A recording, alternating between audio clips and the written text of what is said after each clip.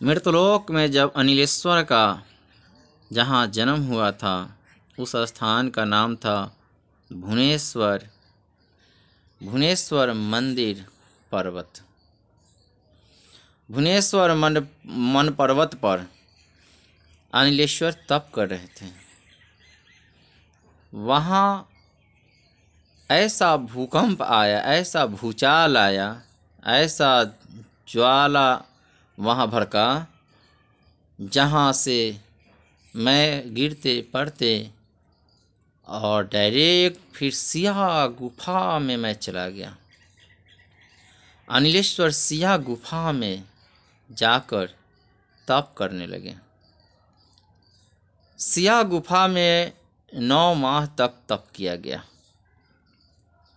वहाँ से भी ऐसा भूचाल मचा, ऐसा तूफान आया, जो उस स्थान से मुझे मेरे अनिलेश्वर को इस मृतलोक रूपी पृथ्वी पर आना पड़ा। उस पृथ्वी का नाम आरंग वन, सारंग वन और चंपारण वन, 3 वनों में एक वन था, जहाँ बड़े बड़े महापुरुषों का आगमन हुआ था, जहाँ संपूर्ण सृष्टि का केंद्र बिंदु है, जहाँ आदि शक्ति भगवती माँ अंबिका भवानी सृष्टि के रचनाकारिणी, चारों वेद के स्वामी, शून्य रूप धारिणी आदि शक्ति भगवती भवानी का घर हुआ। और उस धरती पर संपूर्ण सृष्टि के देवता का आगमन हुआ था। वैसे केंद्र बिंदु स्थल पर अनिलेश्वर का आगमन हुआ। जिस भुवनेश्वर मन पर्वत स्थल पर अनिलेश्वर का आगमन हुआ था, उस भुवनेश्वर मन पर्वत का जो उत्पत्ति करने वाले थे वो थे शिव नारायण, जो कैलाश पर्वत और क्षीर सागर के दोनों स्वामियों के समावेश से भुवनेश्वर मन पर्वत, मन मंदिर, मन स्थल बना था। उस स्थल पर अनिलेश्वर तप कर रहे थे। जिस गांव में जो मानव प्रथम बार जाता है उस गांव का नाम नया गांव होता है, कारण कि जो भी मानव पहला बार जहां जाएगा उसके लिए वह गांव नया गांव ही होगा। भुवनेश्वर मन पर्वत मंदिर को कैलाशपति स्वामी और क्षीर सागर के स्वामी शिव नारायण ने एक गांव जो नया गांव बना करके वह मन मंदिर स्थल को तैयार किया, जिस स्थल पर अनिलेश्वर का आगमन हुआ। त्रेता द्वापर के शक्ति से, त्रेता द्वापर यानी कि राम जी और कृष्ण जी की समावेश शक्ति से, जहाँ राम कृष्ण के मिशन से गोविंद चल कर आए, वहाँ उस जगह का नाम गोविंद चक पड़ा। उस जगह गोविंद चल कर आकर और वहाँ एक पंच भौतिक सिया संसार का उत्पत्ति किया। उस सिया संसार में अनिलेश्वर ने चलकर 9 माह तक तप किया। जो अनिलेश्वर जी का तप था वह तप था बैतरणी नदी का पार करना। सिया भुवनेश्वर संसार में प्रवेश करके और 9 माह के लगभग उनको बैतरणी नदी का पार करने में लग गया। तब इस मृतलोक में अनिलेश्वर आए। आने के बाद अद्भुत ज्ञान प्रकाश से समस्त प्राणियों को सम्मोहित किए।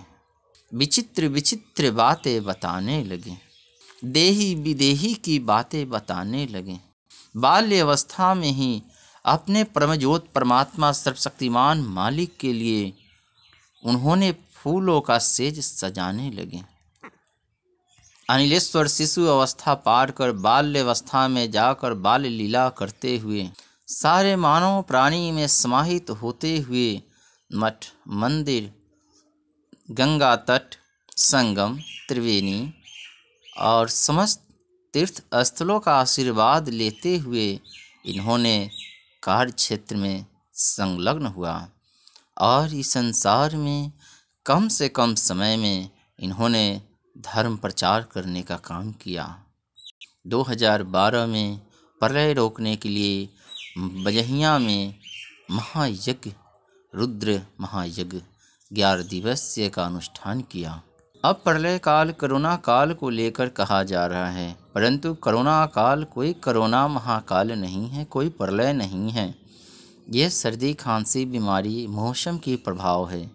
मौसम की चपेट में जब भी इंसान आता है वह बीमार पड़ता ही पड़ता है। और मृत्यु सत्य है मृत्युलोक में, कोरोना हो या ना हो, प्रलय हो या ना हो, प्रलय तो प्रतिदिन प्रति मनुष्य के साथ लड़ रहा है। भूत की बात करते हैं, अनिलेश्वर कहते हैं कि मृतलोक में इतिहास में लिखा हुआ है भूत में प्रलय हुआ था, वर्तमान में होने वाला है, भविष्य में भी महाप्रलय होने वाला है। परंतु अनिलेश्वर का कथना है, अनिलेश्वर कह रहे हैं कि प्रलय नित्यदिन हो रही है। जो प्राणी जिस समय अपने पंचतत्व शरीर को छोड़ दे रहा है उसके लिए प्रलय उसी समय हो चुका है। मृतलोक में मृत्यु का नाम प्रलय है। आप रोगी हो अथवा न हो, मृत्यु सत्य है, मृत्यु होगी, उसका चिंता क्यों करें। कर्म करते जा, प्रभु का नाम लेते जा। जय श्री अनिलेश्वर, जय श्री अनिलेश्वर, जय श्री अनिलेश्वर। अनिलेश्वर वो अनिलेश्वर है, अनिल रूपी प्राण जो मेरे इंगला नारी में प्रवेश करती है स्वर के माध्यम से और नाभि कमल में जाकर विहंगम योग बनाती है और पिंगला नारी के द्वारा बाहर आती है।